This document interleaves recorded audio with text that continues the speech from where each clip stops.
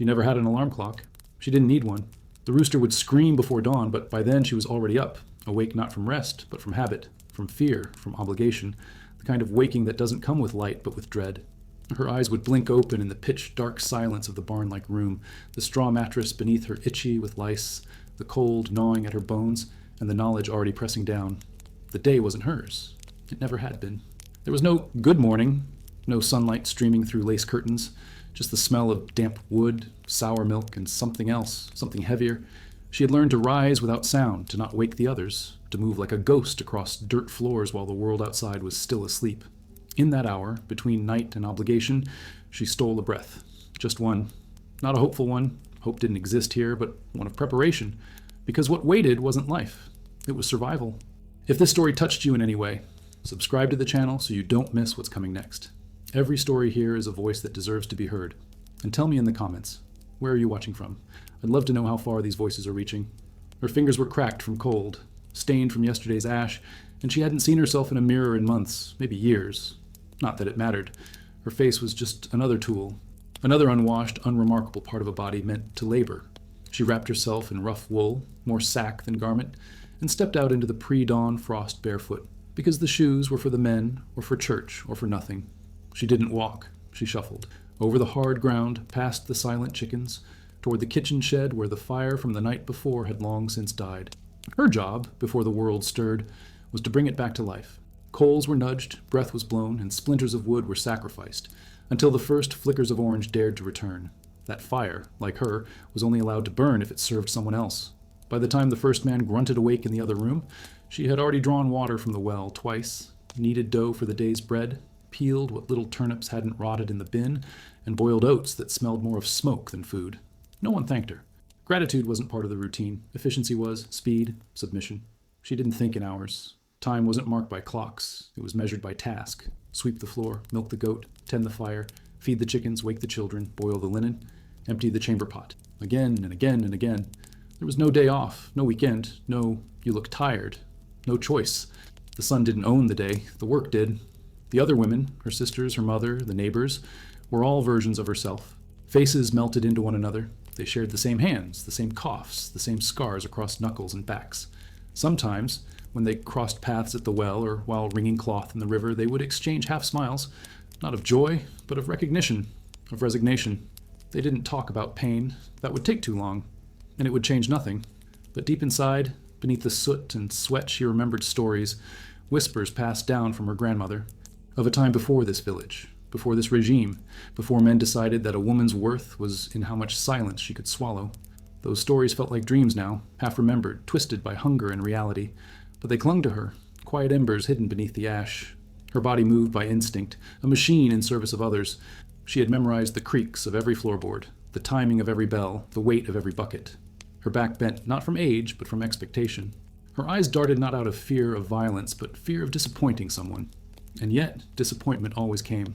A crust too burnt, a shirt not patched, a child's cough not cured quickly enough. The children, they never woke gently. There were no lullabies, no warm embraces, just shaking, shouting, rushing. Get up, the cows won't wait." Her own mother's voice still echoed in her ear decades later. She used it now on her own, repeating the same rhythm of command, the same rhythm of neglect, not out of cruelty, but necessity.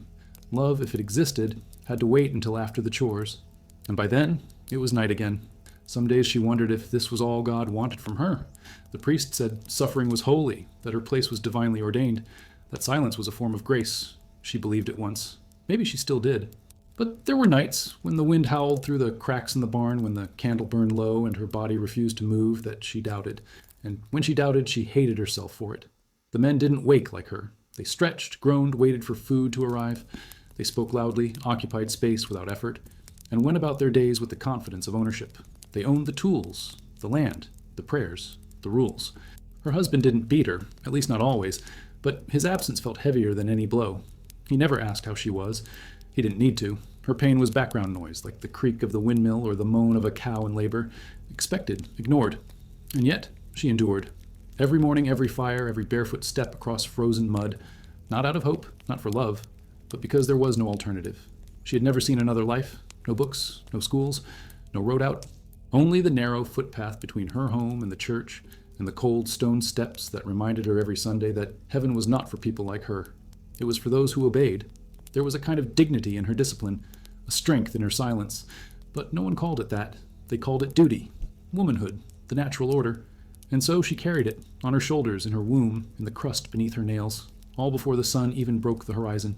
And just as the first thin light began to bleed across the trees, as the rooster cried once more into the sky, she closed the kitchen door behind her. The pot was boiling, the table was set, and the house, her prison, was finally awake. She had mastered the rhythm of repetition, an unspoken melody that guided every moment, every muscle, every breath. The morning fire was lit, the bread dough left to rise under a worn cloth. The children, now half awake, murmured through mouthfuls of porridge too thin to nourish but too precious to waste. And she was already preparing the next act, because a peasant woman's day wasn't a sequence, it was a loop, a cycle forged in fatigue and stitched together by duties that never truly ended. The kitchen was her kingdom and her cage. It smelled of boiled roots, sour milk, wet ashes, and something more intimate, the constant sweat of a body that never stopped moving. The walls were dark with soot, and the small window barely allowed light through its greasy panes. Yet here, surrounded by iron pots and cracked bowls, she performed the sacred labor that no one praised. Her hands knew the weight of a bucket better than the touch of affection. Her arms, though thin, were strong from carrying wood, water, and children who had grown sick more often than strong. Most meals were a ceremony of compromise. The bread was stretched with ground acorns when flour ran low. The soup thickened with stale rye crusts when vegetables rotted. A rabbit might appear once a month, stewed whole with wild herbs, but mostly there was cabbage, turnip, and the occasional onion, hoarded like treasure. She had learned to slice everything thin to make it last, to make it feel like more. Hunger wasn't an emergency. It was a background hum, sometimes louder, sometimes softer, but always there. She didn't eat until the others had finished. That wasn't up for discussion. Her husband took first, the children next. She'd scrape the bottom of the pot, licking the last taste of warmth from a wooden spoon. She told herself she wasn't hungry, that she was grateful. But some nights, as she lay in bed with her stomach hollow and tight, she dreamed of butter melting over bread. Just once. Warm, thick slices that didn't need to be hidden or shared. And then came the laundry. Not the clean, scented kind romanticized in modern tales, but raw, bruising work. The river was a half-hour walk each way, and she carried the linen in a wooden tub strapped to her back. Winters made it worse. The water was ice. Her fingers went numb, split, bled. She beat the cloth against rocks, scrubbed with ashes and lye, and listened to the other women murmur about births, deaths, and sins. The gossip was quiet but sharp, like the wind that blew under their skirts. There was no soap, no perfume, no softness, just steam and skin and aching wrists. And yet, even that moment by the river had an odd intimacy. The women stood together, skirts hiked, sleeves rolled, red hands working in rhythm. No one smiled much, but sometimes, just sometimes, one would hum a tune from childhood, and for a minute it didn't feel like punishment. Back home, the air thickened with smoke and shouting. A pot boiled over, a child cried. The goats had escaped again. There was always something, always 10 somethings. And still, the expectation remained. Meals served hot, home kept warm, children kept quiet, clothes stitched neatly, wood stacked perfectly. Perfection wasn't optional. It was demanded, but never recognized. Her mother used to say, "A good wife is invisible. If they notice you, you've already done something wrong." That lesson stuck. She learned to vanish into service, to suppress every sigh, every flinch, every opinion. Her husband didn't beat her often, but when he did, he didn't need a reason. A burnt crust, a snapped thread, a disobedient child. His hand was law, and the village would side with him. The priest would call it a lesson. The neighbors would turn away. And she'd cover the bruise with a scarf and carry on. Yet there was defiance in her silence. Not rebellion, that would be foolish, but a quiet endurance. She'd stare at the candle flame at night and whisper words to herself, small truths no one could hear. "I am not weak. I am not nothing." She'd never say them aloud. That was too dangerous. But she repeated them in the rhythm of her sewing, in the stirring of her soup, in the scraping of her knees against the floorboards. Faith was everywhere, but comfort was not. The wooden cross above the hearth reminded her that Christ suffered too, that pain could be holy. But the sermons didn't speak of her, not truly. They were for the landowners, the men, the chosen. Her prayers were quieter, more desperate, not for salvation, just for endurance, for her baby's cough to ease, for the goats to stop escaping, for one night of uninterrupted sleep. On holy days, she walked to the church barefoot, even in snow, because there was only one pair of good shoes in the house, and they belonged to her husband. Her feet would bleed, her shawl barely enough to keep her from freezing, but she bowed her head at the altar with the same discipline she carried everywhere else. Inside the stone church, her breath made clouds in the cold air. The candles flickered. The priest's voice echoed, She didn't understand all the Latin words, but she knew one thing. She was meant to suffer, and suffer well. When the Mass ended, she did not linger. No one did. The church steps were not a place for warmth or gathering, just ritual. She returned home quickly, head down, careful not to make eye contact with the men who sometimes leered, sometimes laughed, and always acted as if she didn't matter, unless they needed her. At home, the rest of the day passed like the one before it, stoking the fire, spinning wool, darning holes in socks worn through by endless walking, tending to the baby, whose fever refused to break, making poultices of garlic and honey, whispering old cures her grandmother had once shared, hoping, though she wouldn't admit it, that this child might live past 5 winters. But if she had a moment to sit, just one, she might gaze out the window. The world outside wasn't beautiful. It was mud, chickens, smoke, but sometimes, in the distance, she'd see a hawk circling above the trees, and something about its silent glide made her heart ache in a way she didn't understand. Not longing, not jealousy, just awareness that there was more, somewhere. Her life wasn't a story of dreams or triumphs. It was a story of surviving every single day when everything around her said she shouldn't, when death was more common than relief, when laughter was rare, when love was conditional and safety was never guaranteed. And yet, she kept going. Not because she was strong, but because she had no permission to stop. No applause waited, no miracle came, but the soup didn't burn. The baby stirred, the goat returned, the bread rose. And for that day, that was enough. And as the shadows lengthened and the chill crept back into the stone walls, she wiped her hands on her apron and looked toward the door. It was time for the next fire, the next silence, the next demand. She was 13 the first time she felt something shift. Not in her body. Those changes had begun a year earlier, silent and confusing, but in the air around her. A glance that lasted too long. A comment from a neighbor that made her stomach twist. The way her father's friends began to notice her not as a child who fetched water or helped with bread, but as something else, something they felt entitled to observe. There was no celebration for her first blood, no explanation. Just a sharp slap from her mother and the order to wash herself quickly and hide the sheets. "You're a woman now," her mother said, but not with warmth. With warning. It was not a milestone, it was a sentence. Childhood had ended quietly behind closed doors. Her chores didn't change much, but the way people looked at her did. Her brothers no longer played games with her in the fields. The old man from the market no longer called her petite. And her father, God help her, had begun coming home drunk more often. He didn't speak to her directly, he didn't have to. His presence said everything. His silence, his eyes, the way her mother avoided meeting her gaze in the mornings. At first, she didn't have the words for it. There were no books, no conversations about danger, no village wisdom passed down that named what was happening. Just feelings, dread, shame, and that awful, creeping instinct to keep her body small, her voice quieter, her movements unnoticeable. The first time he touched her, it was a whisper, a hand too firm on her shoulder, a brush against her hip in the narrow kitchen passage. She froze, heart racing, unsure if it was an accident, terrified that it wasn't. When she looked at her mother, she saw it, something like recognition, but no one said a word. She wanted to believe she was imagining it, that she was dirty for thinking such things, that maybe it was her fault for the way her dress fit, or for standing too close, or for not being fast enough with the dinner.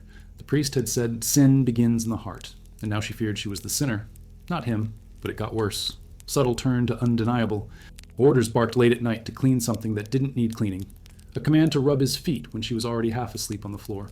Then, one night, he pulled her by the wrist into the pantry, where the door didn't close all the way, but just enough. She remembers the rough grain of the wood, the smell of onions and damp cloth.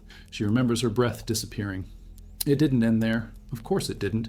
Once the line was crossed, it dissolved entirely. He would come to her when the others slept, when her brothers were away, when her mother stared into the fire like it was the only thing left that couldn't hurt her. She tried to resist once. She clawed at him and screamed. He slapped her so hard she bit her lip open.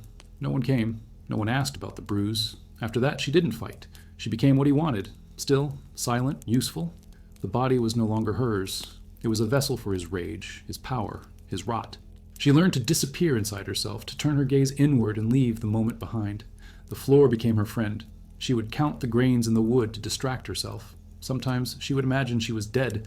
And her mother knew. Of course she knew. There were no secrets in homes that small, where every sound echoed, every shadow stretched long across the walls. But her mother said nothing, did nothing. She simply scrubbed harder, prayed louder, and never met her daughter's eyes again. There's a pain worse than betrayal. It's abandonment. Being hurt by the one who gave you life is one thing, but being offered to him, left to him, by the one who was supposed to protect you, that is a silence that eats you alive. The village never asked questions. If she walked with a limp, it was blamed on clumsiness. If she flinched when men came near, it was because she was moody. If she cried while kneading bread, it was the smoke from the fire. Pain was invisible when it was inconvenient. No one wanted to hear the truth. Sometimes, during confession, she wanted to scream, to tell the priest everything. But he was a man too, and she had seen the way he looked at girls, the way he smiled too softly, touched too long. The words died in her throat every time. All she ever whispered was, "Forgive me, Father, for my thoughts." And God? She wasn't sure anymore. Was he watching? Was this his plan? The scriptures said to honor thy father, to obey, to forgive. But what of justice? What of mercy? She began to hate the cross above the door, began to feel sick during sermons, began to wonder if heaven was just another room where men gave orders and women bled in silence. Her body changed, and so did the danger. At 15, she was no longer a child in anyone's eyes. She was a thing to be married off, a womb with legs.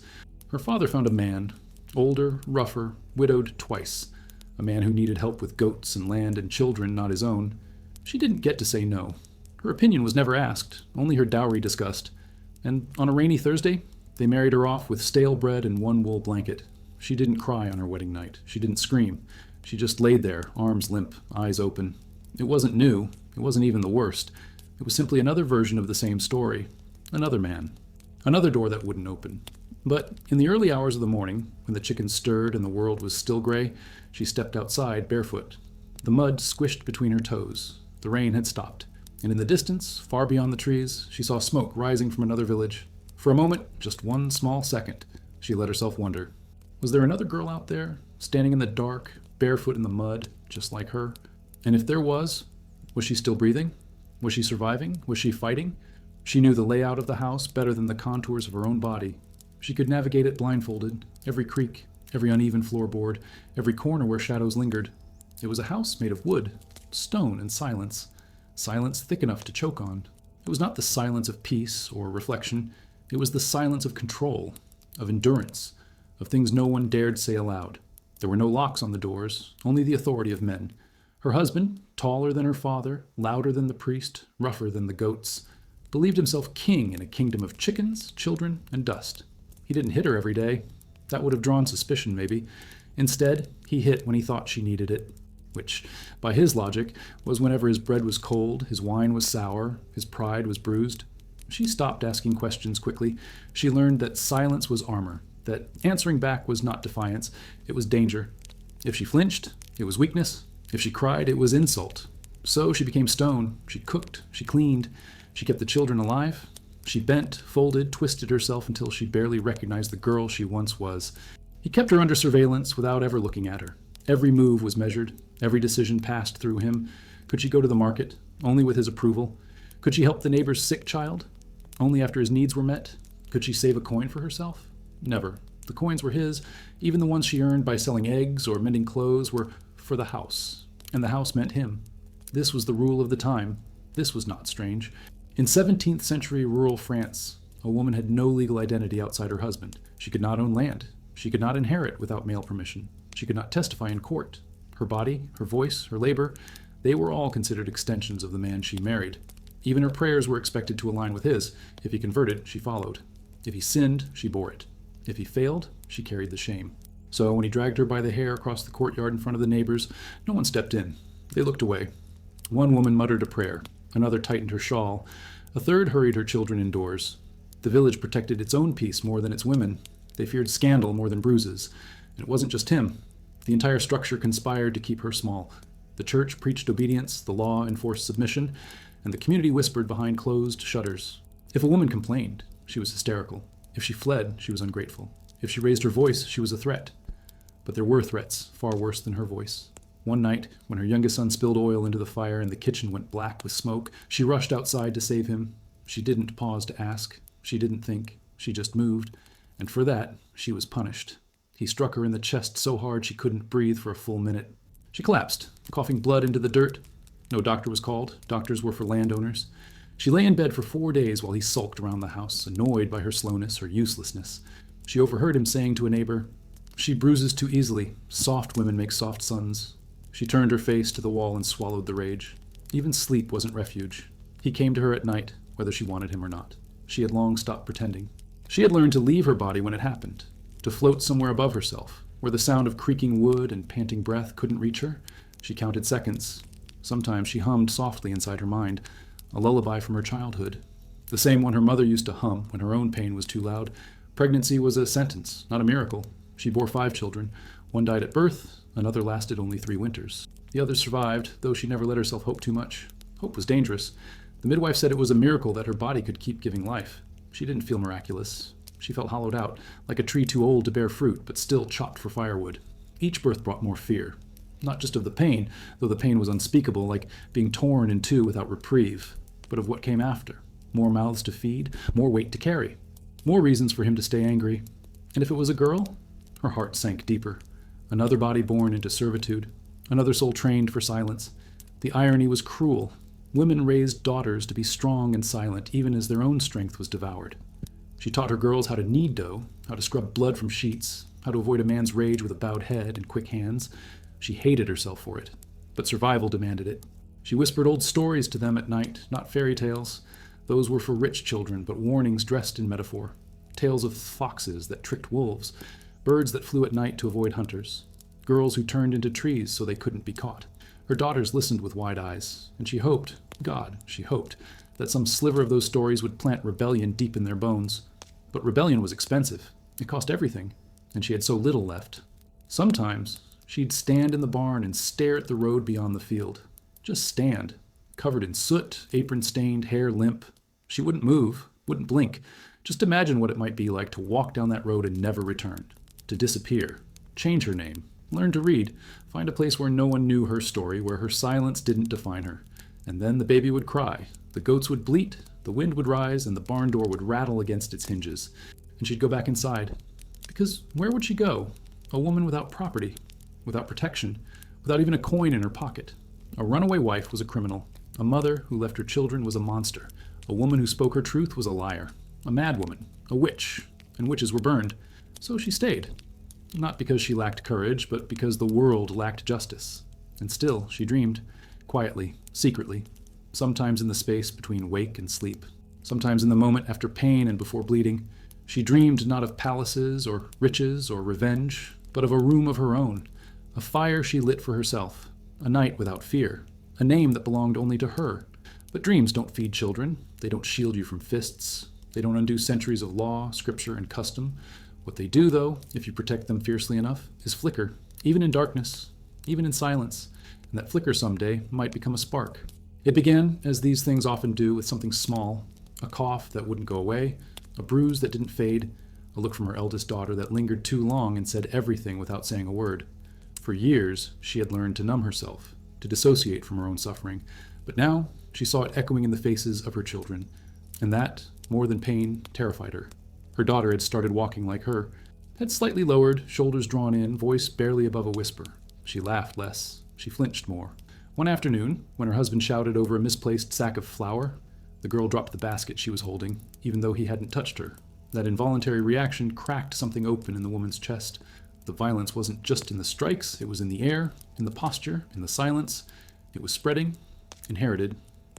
She waited until nightfall to speak. Not to her husband, not to her priest, but to the neighbor woman, the one whose husband had died 2 winters prior, and who now lived alone with her hens and her bitterness. They met near the well under the veil of darkness, the moon silvering the edges of their shawls. "I saw your daughter yesterday," the neighbor said before she could even begin. "She's strong," the woman replied. "She's scared," the neighbor corrected. And that was it. The truth was out. The neighbor didn't offer pity. Pity was useless. But she spoke of something else, something that hadn't entered the woman's mind in years, choice. She told her of a cousin in another village who took in women, quietly, without questions. She spoke of a seamstress who knew how to get messages past checkpoints, of a midwife who could send word to the convent in Angers, where battered women scrubbed floors but slept safely. It sounded like a myth, a story for desperate hearts. But it also sounded like, maybe there was a door where she had only ever seen walls. That night, she didn't sleep. She watched her children huddled on the straw mat near the fire, the youngest sucking her thumb, the boy twitching in his dreams. She touched her swollen cheek, still tender from the last slap, and thought, not for the first time, that she wouldn't survive another winter. But this time, she added something else. Maybe she didn't have to. The plan was not a plan. It was a prayer disguised as action. She began by hiding things. Little things, a spoon, a flint, a piece of fabric she could turn into a pouch, bits of bread tucked under the hem of her skirt. She told no one, not even her daughter. Secrets had weight, secrets had power. Her husband grew suspicious, of course. Men like him always sensed when control was slipping, even in the tiniest ways. He started watching her more closely, calling her name for no reason, snapping at her over things he usually ignored. One night, when she stayed too long at the well, he cornered her in the kitchen and demanded to know what she was hiding. She looked at him, really looked, and lied, boldly, calmly. She said she had started bleeding again, that it was likely the change of life, and that perhaps she was being punished by God. That lie curiously worked. He stepped back. No man wanted to deal with a woman's body once it turned unfamiliar. She accelerated her plan, asked questions carefully, mapped the forest path behind the village in her mind, rehearsed what she would tell her children, what she would not. The days crawled, the bruises returned, and still she waited. And then a sound, a break, not of wood, but of habit. Her husband fell ill, a fever that came fast and hard. He raged in bed, incoherent, shaking. She nursed him silently. She boiled herbs. She wiped his sweat. She whispered psalms over his chest, not out of love, but to ensure he wouldn't die too soon. She needed him weak, not gone. Gone, he would become a martyr. Weak, he was a shadow. The fever broke after 5 days. He survived, barely, but he would never recover his strength. He moved slower, slept longer, forgot things. It was her chance. The neighbor woman smuggled a message. 3 days later at dusk, a cart passed through the village with 2 monks collecting firewood for the abbey. No one looked twice. Monks were part of the scenery, but these monks didn't speak much. And when the cart turned the bend and she stepped into the clearing, children in tow, heart pounding, no one stopped her. No one saw. They traveled through the night. The children didn't cry. They were too shocked, too quiet. Her daughter clutched her hand so tightly she lost feeling in her fingers. When they reached the safe house at the edge of the woods, it was a stone cottage no larger than a stable. But inside, there was bread, a fire, a cot, and for the first time in her memory, no man. She slept without fear. She woke up and cried. Not from sorrow, but from disbelief. The freedom was terrifying. It didn't feel like joy. It felt like falling off a cliff and realizing too late that you had wings. She spent weeks there, learned to mend cloth better, learned to move without flinching. Her children started to laugh again. Her daughter began asking questions. Her son chased hens. One night, by the fire, she took off her head covering and brushed her hair slowly, staring into a shard of mirror. Her face was older than she remembered, her eyes sharper. Eventually, they would move again. The convent took them in. She worked in silence, as always, but the silence was her own now. No one shouted, no one grabbed, no one used her body like a tool. She found peace not in religion, but in rhythm, in sweeping the halls, in tending the garden, in watching her children become something other than survivors. And one morning, while harvesting root vegetables beside the chapel wall, she looked up at the sky, felt the sun on her face, and smiled. A real smile, not because life was easy now, but because, after all the smoke, after all the silence, she had finally found air. And somewhere deep in that clean, sharp breath, she understood something she'd never dared believe. She had saved herself. The first time she truly laughed again, it startled her. It wasn't a polite smile or the soft exhale women gave to appease men. It was real, full, from her stomach.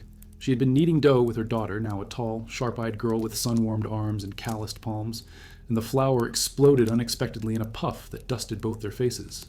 Her daughter burst into laughter, loud and messy, and before she could stop herself, the woman laughed too. Not carefully, not silently. It was uncontrolled, an eruption after years of drought. If you believe stories like this need to be told, hit the like button and subscribe to the channel. It helps this voice reach even more hearts. And tell me below, what city or country are you watching from? Your presence here matters deeply. And for a moment, she panicked, as if someone might hear, as if joy were a crime. Her body still flinched at happiness, expecting it to be punished. That reflex would take years to undo. Freedom, she discovered, didn't arrive all at once. It came in pieces, like bones broken long ago, healing crooked and needing time to grow straight again. In the convent gardens, she planted potatoes and cabbages, not because she had to, but because she chose to. Her hands, so used to violence and repetition, learned gentleness again. She watered the roots slowly. She whispered to them, even though no one could hear, maybe especially because no one could hear. The other women there were stories themselves, survivors of different prisons, some married, some widowed, some branded as witches for knowing too much about herbs or bleeding or birth. One woman had scars across her back so deep they looked like tree roots. Another never spoke at all, but sang hymns under her breath when she thought she was alone. They didn't talk about their pasts directly, but they saw each other, really saw. And that, somehow, was enough. She became useful quickly. The sisters appreciated her discipline, her skill, her silence. But slowly she found herself speaking more, offering advice, teaching younger girls how to bind a wound or repair a hem. Her voice, long starved, returned like a soft breeze, faint at first, then steady. It no longer trembled. Still, some things haunted her. In dreams, she was still in that cold house, her husband's shadow stretching across the kitchen. She would wake up gasping, clawing at her own skin, certain she'd hear him pounding on the door. Trauma didn't vanish with distance, it simply slept lighter. But now she had space to name it, to sit with it. And most important of all, she wasn't alone. Her children thrived in ways she hadn't dared imagine. Her son stopped flinching. He grew curious, asking about books, about birds, about places beyond the garden wall. He didn't fear his own hands. He learned to tend goats with compassion rather than control. Her daughter, fierce and bright, began copying letters from the prayer books, secretly taught by one of the kinder sisters. She'd whisper the sounds late at night, tracing each one with a twig in the dirt. B, C. She was learning to name her world. And perhaps the most radical thing of all, the woman began to hope, not blindly, not naively, but with something closer to clarity. Hope, she learned, wasn't soft. It wasn't candlelight and warm blankets. It was sharp, audacious, a refusal to surrender to what was handed to you. It was the planting of a seed, even if you weren't sure you'd be alive to see it grow. She began writing letters, not to family. There was no one left to trust, but to women she remembered. And the one at the well, the girl with the bruises at the Sunday market, a friend from her childhood whose eyes had always looked too old. She didn't know if the messages would reach them, but she sent them anyway, through the same quiet channels that had once smuggled her to safety. The letters didn't say much, just enough, just the truth. I made it out, so can you. And in return one day, months later, she received a note. Crumpled, wet, handwritten, no signature, just a single line. I'm leaving tonight. Thank you. It was enough to make her weep on the steps of the chapel, not from sadness, from knowing her suffering hadn't been meaningless, that her survival was a bridge for someone else.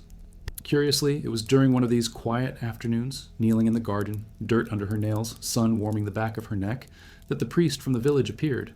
The same one who had ignored her bruises, who had praised obedience while turning blind eyes. He had aged, looked smaller somehow, but still wore the same robes, the same collar, the same certainty.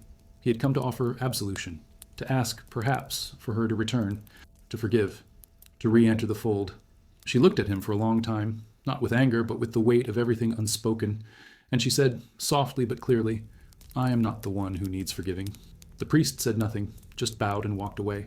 And with that, a door closed forever. The seasons changed, her hair grayed, her hands grew stiff, but her soul felt younger than ever.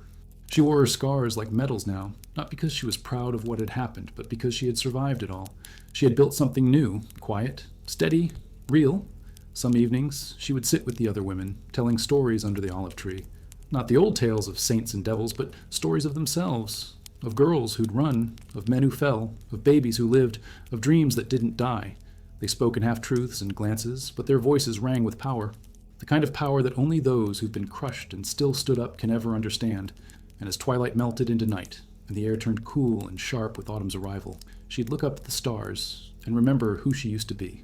A girl in rags, barefoot in the mud, her name stolen by men who called her wife, mother, thing. But now, she had reclaimed her name. And though no history book would record her, though no statue would bear her likeness, she knew something bigger. She was free. She had broken the cycle. And one day, even if she wouldn't be there to see it, another girl, maybe her daughter, maybe someone else's, would walk a different path. One not built on silence, but on fire, on truth, on voice, because survival is not the end. It is the beginning. They told her she was lucky to have escaped with her life. Lucky the convent took her in. Lucky her children hadn't been ripped away. Lucky to still have both hands, both eyes, both legs. And in a way, they were right. She was lucky, if survival by inches and silence is the metric. But luck, she knew now, was a weapon. A word used to remind women they should never ask for more. That gratitude was more important than justice. That healing should be quiet and invisible. But healing, as she would discover, was messy, loud, relentless. And it didn't always look like joy. It started with the smallest of betrayals, her own reflection. The first time she really saw herself in the convent's cracked mirror, she didn't recognize the woman staring back. Her cheeks were hollow, her skin sun-worn and dry, but it wasn't the aging that startled her. It was her eyes, flat, watchful, like a guard dog that no longer barked. She realized she had become an expert in not being seen, even to herself. So she began reclaiming the mirror. Every day, just for a moment. She would meet her gaze, touch her face without rushing, and say her name out loud.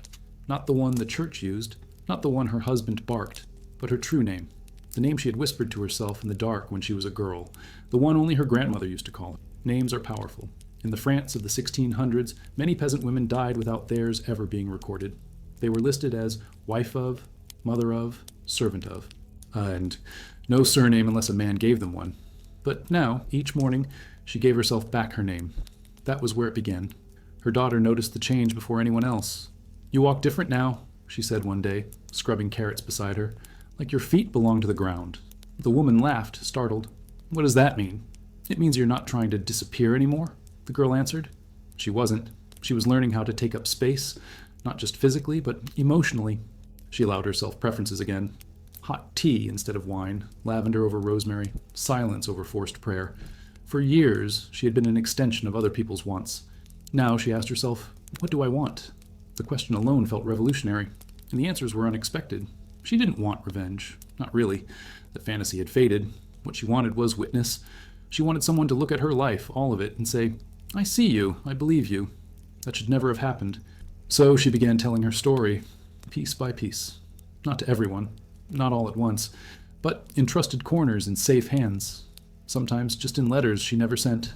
Other times, in quiet conversation beneath the olive trees or at dusk when the younger women asked questions with trembling voices. "Did you ever think about running before?" "Yes," she'd say, "every day." "Why didn't you?" "Because I believed them when they said I couldn't." That answer landed like a stone dropped in still water. Ripples moved outward. Truth, when spoken plainly, always does that. But not all healing was soft. Some days, rage returned, thick and hot. Not at her husband, he was gone from her life now, and in many ways irrelevant, but at the world that built him, the world that enabled him, at the women who turned away, at the priests who blessed abuse, at the silence passed down like a family heirloom. She stopped attending every sermon. The sisters noticed, but said nothing. She prayed still, but differently, not kneeling before the altar, but with her hands in soil and flour in her daughter's hair. Her prayers were movements now, acts of rebuilding, of reclaiming. She began writing, properly this time, not just letters, but pages, stories, testimonies. She had someone help her learn the shapes of letters, then practice by candlelight until the words no longer looked like enemies. She wrote about everything: birth, blood, silence, fire. She wrote not to be published, not to be praised, but to remember, to make her life undeniable.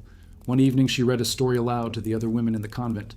Her hands shook, her voice faltered, but she didn't stop, and when she finished, there was a pause, a deep silence. Then one woman, eyes wet, whispered, "That happened to me too." That was the moment she knew. Her pain had not been wasted. It had become a bridge, a lantern, a map. And with that realization came something else, purpose.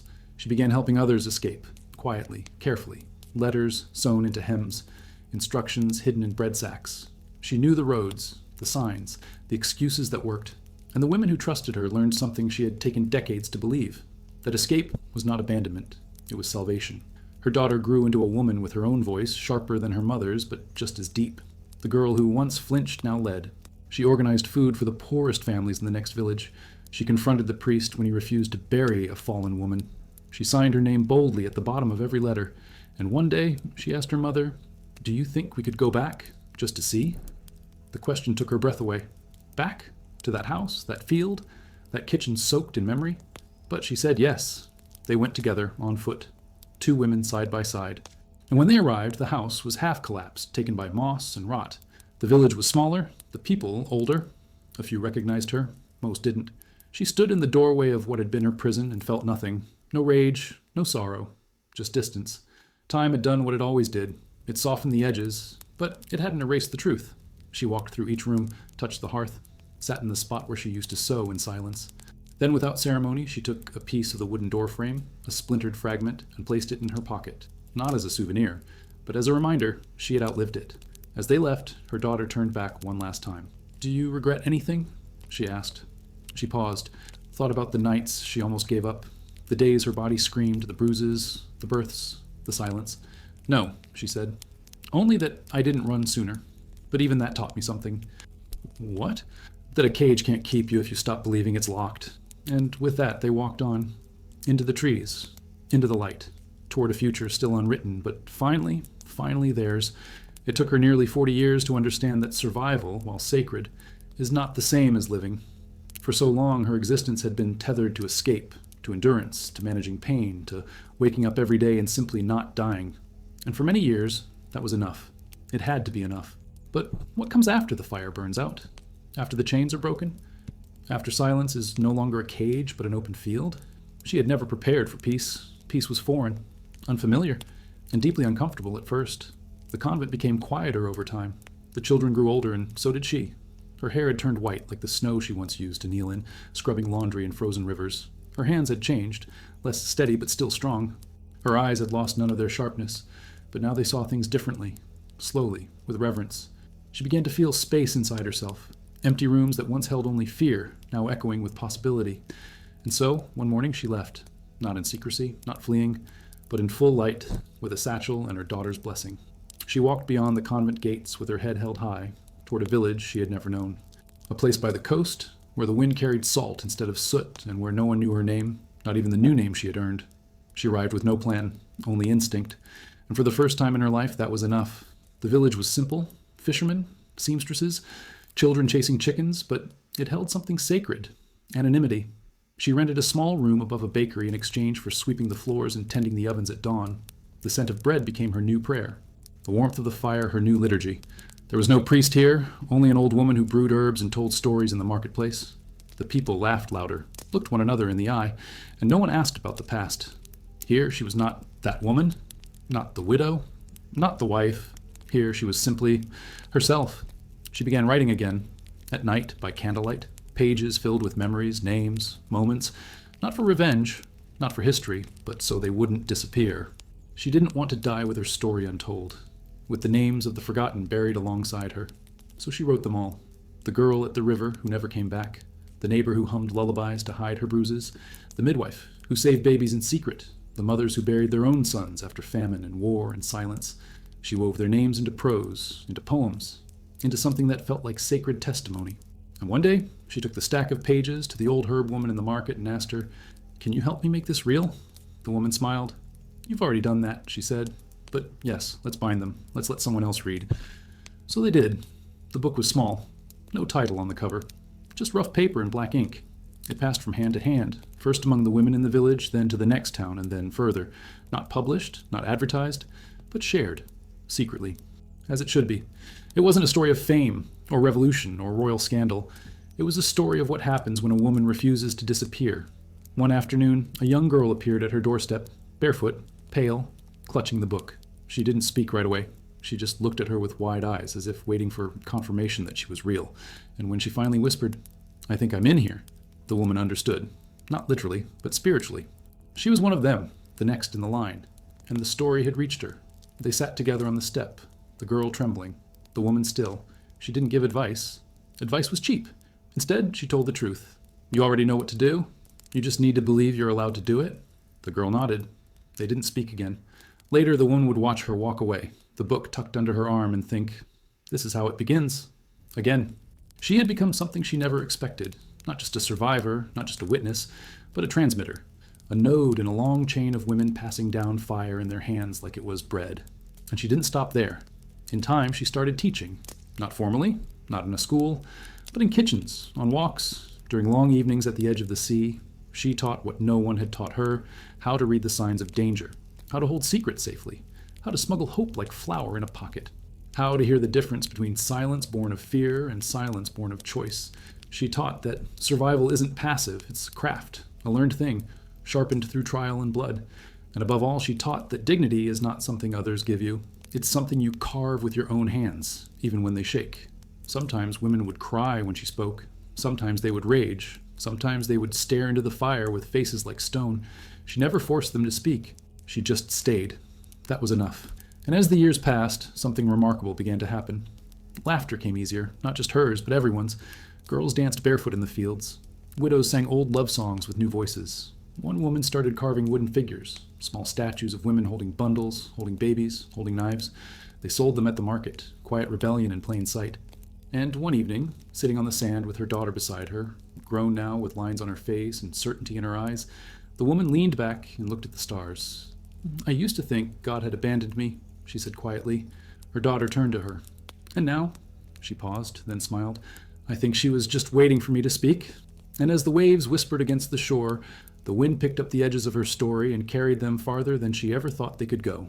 Because when a woman speaks, when she really speaks, the world shifts, even if only a little. even if only for one girl who reads her words and realizes she's not alone. And that, she knew now, was how you change everything. Not with noise, not with fire, but with truth. Passed hand to hand, voice to voice, name to name, until no one is forgotten, until silence is no longer a language we inherit, until every woman remembers she was never born to bow. She had spent so many years as a body, a set of hands, a pair of tired feet, a womb when they needed children, a mouth only useful when closed. Now, in the soft quiet of her later years, she began to reclaim something that had always been hers but never truly offered. Her body, not as property, not as a tool, not as a battlefield, but as a home. It was not easy, healing never is. Because the truth was, her body remembered things she wanted to forget. It remembered the nights she curled around herself, trying to disappear into floorboards. It remembered the weight of footsteps outside the bedroom door, the scent of sweat, ale, and fury, the slap that came too fast to avoid, the burns that came from touching the stove a second too late while rushing, always rushing, to meet someone else's needs. Even long after she was safe, her body still reacted to certain sounds. A door closing too hard, a man's voice rising in the street, the flicker of candlelight just before sleep. Her breath would catch, her hands would tense, the old fear would tighten around her ribs like corset strings pulled by invisible hands. But now she had space, time. She no longer had to survive on instinct alone. So she started to listen to her body, not as an enemy to be controlled, but as a wounded friend. She began by walking barefoot on the grass each morning. It sounds simple, maybe even poetic, but for her, it was revolutionary. For decades, her bare feet had known only cold stone, wet mud, and hurried steps between chores. Now she walked slowly, intentionally, feeling each blade of grass, each small pebble. Sometimes she winced, sometimes she smiled. The earth beneath her feet reminded her, you are here. You are alive. You're not running anymore. She relearned hunger, too. For so long, eating had been about survival, rationing, scraping the pot clean with a wooden spoon and pretending it was enough. She had ignored her own needs to feed others, starved herself to keep peace at the table. Now she began to notice what she liked. Apricots, goat cheese, warm broth made slowly, not in haste. Food became care, a message to her own body, you matter. And then touch. Touch was perhaps the hardest to reclaim. It had been a weapon for most of her life, something taken without consent, given under obligation, feared, endured, but never truly enjoyed. So she started with the simplest thing, bathing. Not rushed, not hidden, not to clean shame away, but to feel. She would fill a basin with warm water, add herbs and lavender, and wash her arms with slow circles. She would hum softly, not to distract, but to be present, to tell her skin, her muscles, her bruised history, you're safe now. Over time, she allowed others to touch her again, not intimately, but with kindness. A friend brushing her hair, a grandchild climbing into her lap, a woman clasping her hand during a shared story. And each time, her body flinched less, trusted more. She began to move differently, too, not to serve, not to bend, but to stretch. She would rise early and greet the sun with long, deliberate movements, shoulders rolling back, arms reaching forward. She didn't know it was a kind of yoga. It wasn't taught to her. It was instinctual. Her body, for the first time, speaking its own language.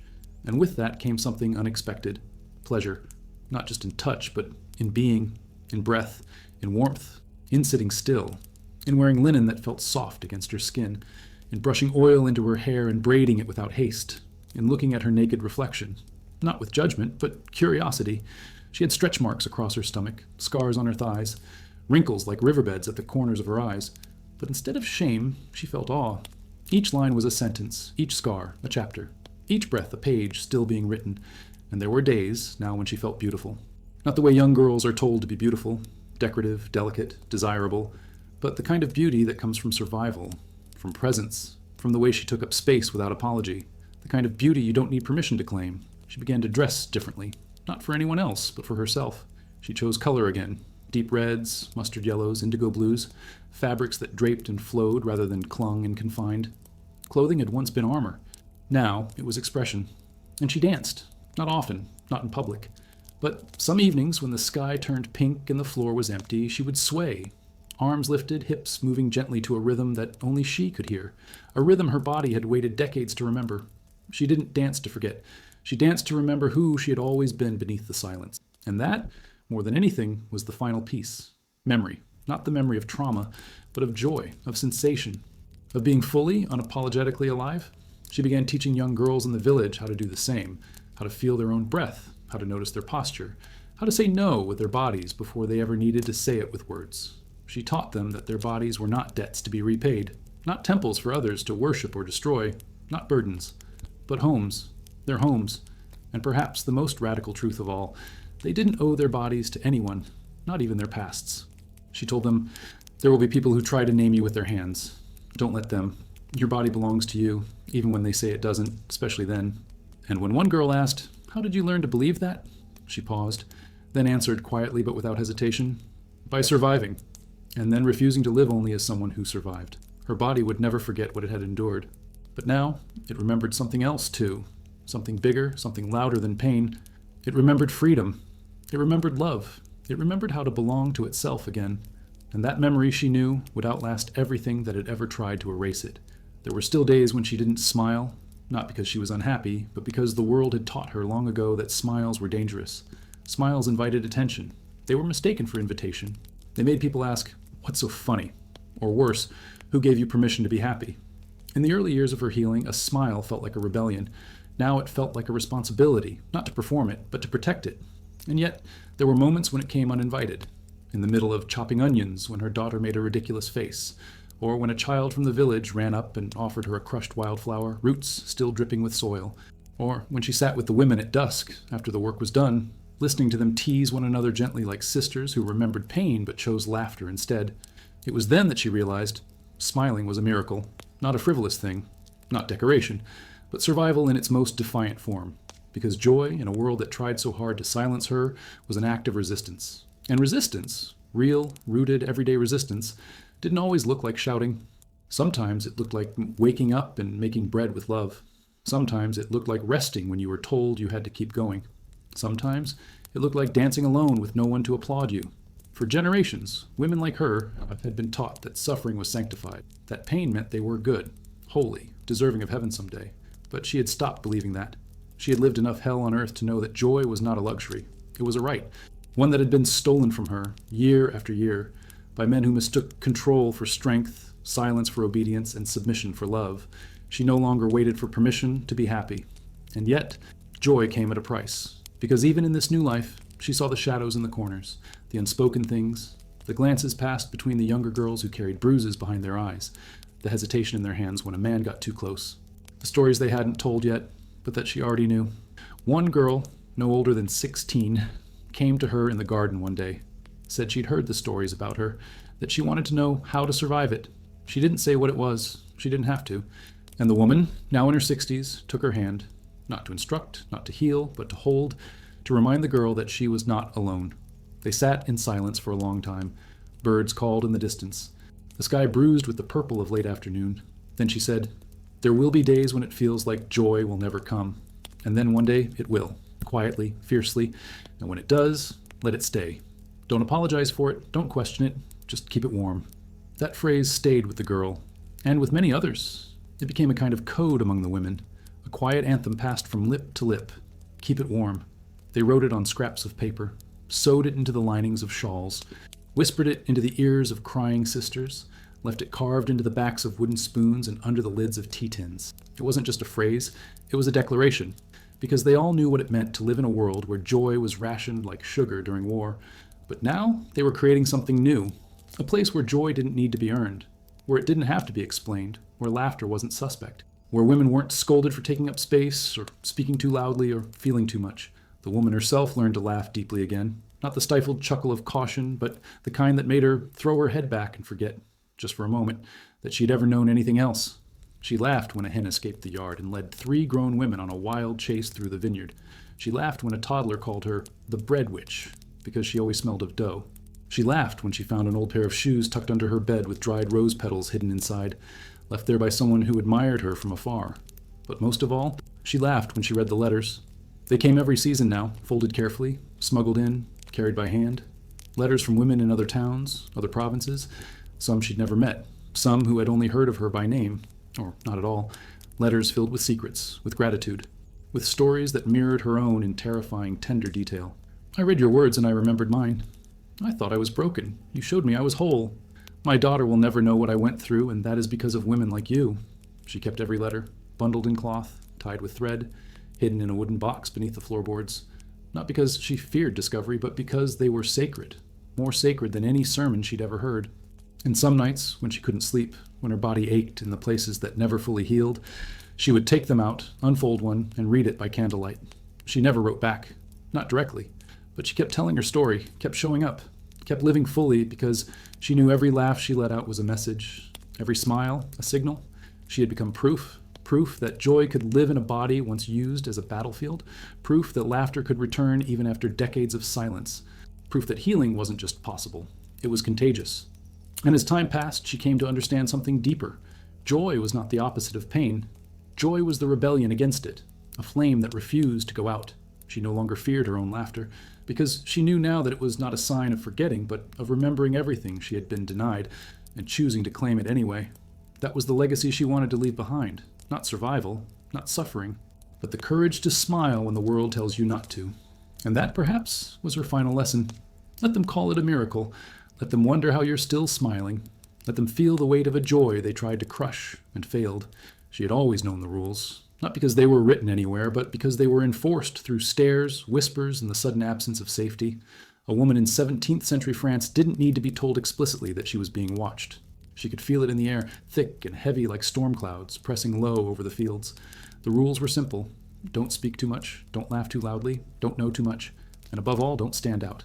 Because to be noticed was dangerous, to be remembered was fatal, and to be different, that was the beginning of every witch story ever told. She had seen it happen once. A girl named Aline, barefoot, copper-haired, and too curious for her own good. Aline used to whisper to the trees, gather herbs at night, and knew how to coax life back into a newborn goat with nothing but steam and willow bark. She never married. Said she didn't need a man to feed herself. Said she liked her own company better than any man's breath. One spring morning, they found Aline's cottage burned to the ground. She was never seen again. No one dared ask questions. The whispers came later.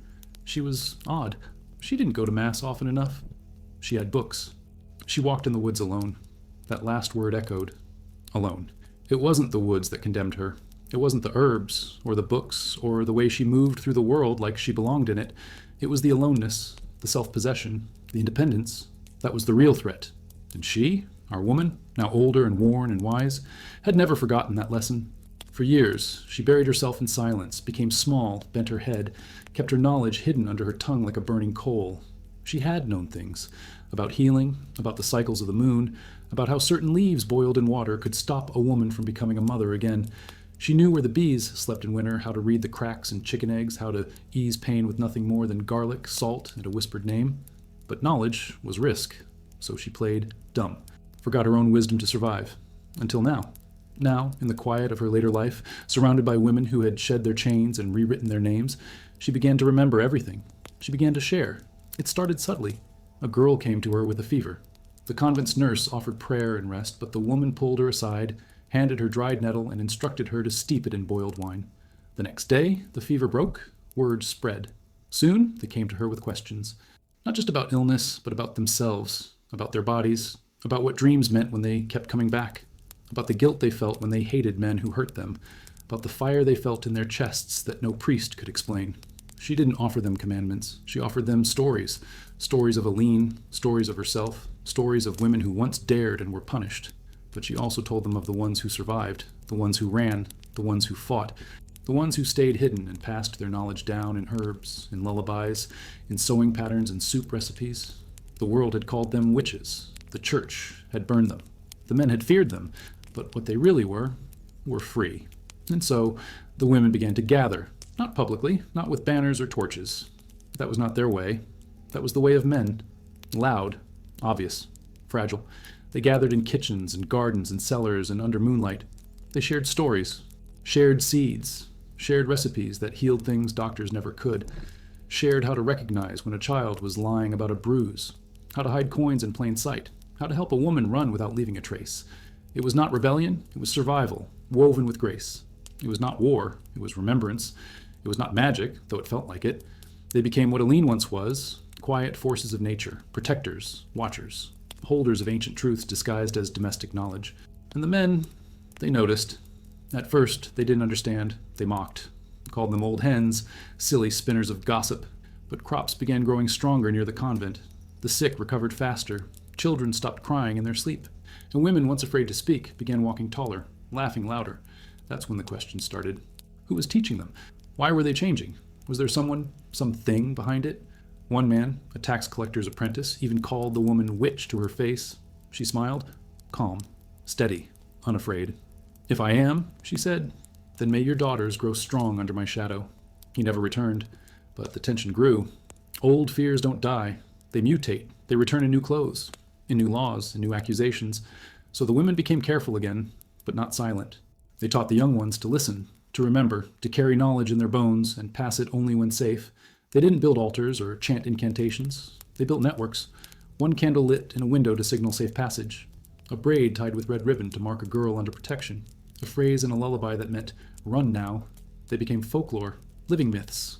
Proof that you could burn a woman's house, break her body, silence her name, and still she would return in the hands of her daughters, in the eyes of her friends, in the stubborn bloom of herbs growing in the cracks of the convent wall. She, the woman, who had once been nothing more than a shadow in her husband's home, had become the fire that warmed a village, not by seeking power, but by sharing it. And one night, as the moon hung heavy and full above them, she stood among them all, young and old, scarred and new, and whispered a vow, "We are the daughters of women they could not burn. We are the silence that turned to song. We are the memory that refuses to die." And as they held hands, as their hearts beat in ancient rhythm, one thought pulsed among them like a heartbeat too deep for words. What comes next belongs to us. The morning she buried the last letter, the earth felt softer. Not because the soil had changed, but because she had. Her hands, once cracked from scrubbing, once trembling from fear, were steady now. Slow, ceremonial. She dug gently beneath the olive tree where so many conversations had been whispered over the years, where tears had soaked the roots and laughter had shaken the leaves. It was sacred ground, not because the church said so, but because they had made it that way. She placed the bundle of letters in the hollow, wrapped in cloth, tied with thread spun by one of the younger women. Dozens of voices, dozens of names, some signed and some anonymous. Pages written in ink, in charcoal, and blood. Stories of escape, stories of pain, stories of healing, stories that no man would ever archive, no scribe would ever record. She covered them with soil, not to hide them, but to plant them. Because some truths don't need to be shouted. They grow, quietly, deeply. Like roots. She sat back on her heels, pressing her palm to the earth, eyes closed, breathing in the scent of thyme and old bark. She was not crying. She didn't need to. There was a stillness in her chest now, the kind that only comes after you've spoken everything that once tried to kill you, and lived. Everything she had become was already moving forward, without her needing to follow. The young ones didn't need her at the center anymore, and that, she realized, was the greatest sign of her success. She had once believed that freedom meant running, that healing meant fighting, that peace meant forgetting. But now she understood something else, something deeper. Freedom is not the absence of pain. It is the presence of choice. And she had made her final one. She would stay. Not out of fear, not because she was needed, but because she wanted to. Because the land felt like hers now, not in title, but in belonging. Because the birds knew her name. Because the sea knew her footsteps. Because the tree under which she had buried her story had also buried her shame. There is something remarkable about the end of a woman's journey when it isn't marked by death, but by continuance. No tragedy, no final blow, no sacrifice to seal the tale, just life. Messy, mundane, magnificent. She taught fewer lessons now, but listened more, sat longer in the sun, took naps in the afternoon without guilt, let her hair go wild. Ate apricots with her fingers, laughed at jokes that only made sense to old women, watched the clouds with the awe of someone who had once believed she'd never live long enough to be bored again. And from time to time, someone would come to find her. A girl whose voice trembled with something unspeakable, a boy confused by the violence of his own father, a young mother terrified she was turning into her own mother, a widow with calloused hands and an ache she couldn't name. They never had to explain, they just came. And the woman, once broken, once silenced, once owned, would sit beside them. Sometimes she offered tea, sometimes a story, sometimes only the comfort of being there, alive, whole, unwavering, and that, for many, was enough. One day, a child asked her what she was before all this, before the convent, before the village, before the olive tree and the letters and the laughter. She answered without thinking, "I was a girl with too many eyes watching her." Then she paused. "And now I am a woman with her eyes wide open." The child didn't understand, not yet, but she would. One day, when her own moment came, when the world asked her to shrink, when she had to decide whether to break the rules or break herself, she would remember that answer. And this, the woman understood now, was how legacies worked. Not with statues, not with names carved into marble, but with seeds, words tucked into ears, gestures passed hand to hand, truths spoken once, just once, and remembered for a lifetime. This was not the ending she had expected. As a girl, she thought endings came with finality, with death, with silence. But her life had become something different, not a straight line, not a climb from pain to power, but a circle, a return, a remembering, a reckoning. She had been the girl, she had been the wife, she had been the mother, the runaway, the broken one, the healer, the witch, and now she was herself, nothing more, nothing less. She belonged to no one but the wind and the earth and the people who came to her not to take, but to learn. And if the world forgot her name, that was fine, because the world had already remembered her story in the hands of the women who carried it forward like a torch that burned clean and quiet. And on the last page of the last journal she ever wrote, she left no title, no summary, no plea for legacy, just a line. One single line, scratched in with a hand no longer steady, but still sure. I was never lost. I was just waiting to be found by myself. And beneath that, a space, blank, unwritten, left for the next woman to pick up the pen